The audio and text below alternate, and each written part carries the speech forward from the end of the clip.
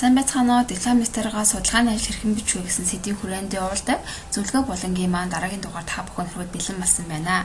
За өмнөх дугаар дээр бид бүхэн Google формыг ашиглан хэрхэн яаж судалгааны ажлынхаа асуулгыг байршуулах тухай олвол үзсэн байгаа. За тэрхүү видеог үзэх юм бол та бүхэн маань Google форм дээр судалгааныхаа ажлыг байршуулад мөн дээрээс нь тэрхүү үр дүнгээ Excel файл руу хөрвүүлэх хүртэл болоод видео хэсгээ оруулж өгсөн байгаа. За тэгэхээр өнөөдрийн дугаараар Google формыг ашиглан Excel файл руу хөрвүүлсэн датам дээр байгаа алдаатай утга буюу missing value хэрхэн яаж амархан хугацаанд хайж олох вэ гэсэн сэдвийн дагуу зөвлөгөө болонгаа хүргэх гэж байна. Тэгэхээр оюутнууд маань магадгүй диплом хамгаалалтанд орох болж байгаа байх гэж бодож байна.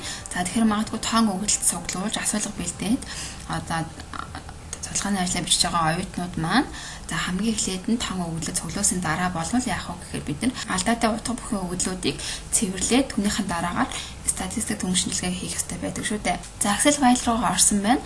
За Excel файл руу ороод харах юм бол тийм ээ хамгийн ихний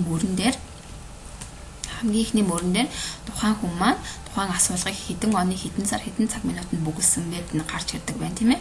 За үүнээс хоошоо ингээ харах юм бол миний тухайн хүнээс асуусан асуулгад орсон асуултууд байна гэсэн үг байна. За ингээ доошлоод харах юм бол энэ хүн асуулгыг нийт хэдэн хүн бүгэлсэн байна вэ гэдэг мэдэж болдог байгаа тийм ээ.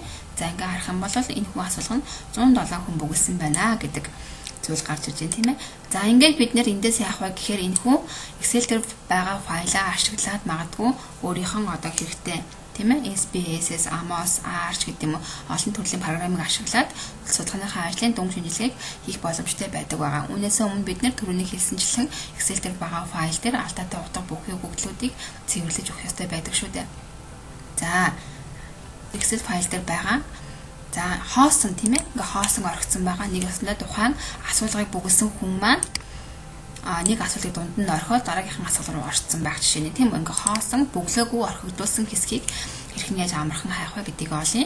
За мэдээж энэ олон дата дундаас бүгдийн нүдэрээ ингээд хайгаад хасаад явж болох ч гэсэн цаг хугацааны хувьд хүндрэлтэй мөн дээрээс нь бас харахгүй орхигдуулсан байх тохиолдол байж болох боломжтой учраас Excel дээр бүгдээрээ хайгаад үзье. За эхлээд нь бүгдээрээ энэ хүн файлаа бүгдийг нь идэвхжүүлнэ.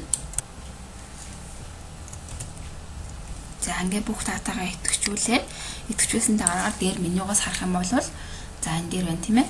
Чуконбу сошиг гэж байна. За би өөрөө өгөгдлөө өгөөд тухайн өгөгдсөн өгөгдлийн дагуу энэ олон дата дундаас менюг өгсөн тийм ээ тэр зүйлийг хайж өгөх зорилготой гэсэн үг байна шүү дээ нэгсэндээ.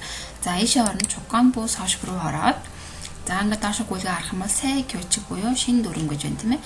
За ийшээ ороод үзье. За энд оронгуудаа бүгдээрээ өөрийнхөө жижигэн буюу зааж өгөх гэж байгаа утгыг зааж өгнө гэсэн үг байна. За тэгэхээр миний хувьд хамгийн ихэнд нь бүгдээрээ бүглэгдөөгүй хоосон орхигдсон тийм ээ мөрийг хайж болох гэж байгаа учраас эхлээд нь сонгочих.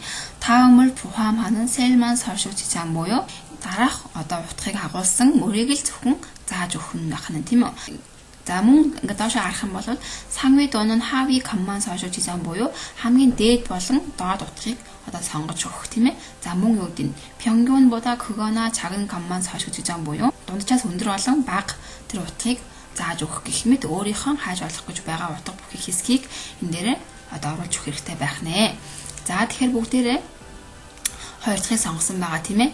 За тэгэхээр доошоо гүйлгээ харах юм бол бүгдээрээ бидний бодлохоор хоосон орхигдуулсан бүглэгдөөгүй орхигдуулсан хэсгийг хайх гэж байгаа учраас яах нь пинсел буюу хоосон мөр гэдгийг сонгож өгөх хэрэгтэй байх нь тийм ээ. За сонгосон байна.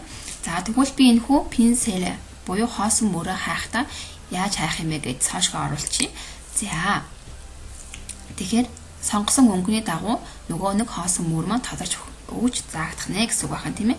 За тэгэхээр бүгдээрээ шар өнгийг сонгоод үзье. За шар өнгийг сонгоод хуваагийн буюу окей дарна тийм ээ. За мөн адил хуваагийн буюу окей дарсан.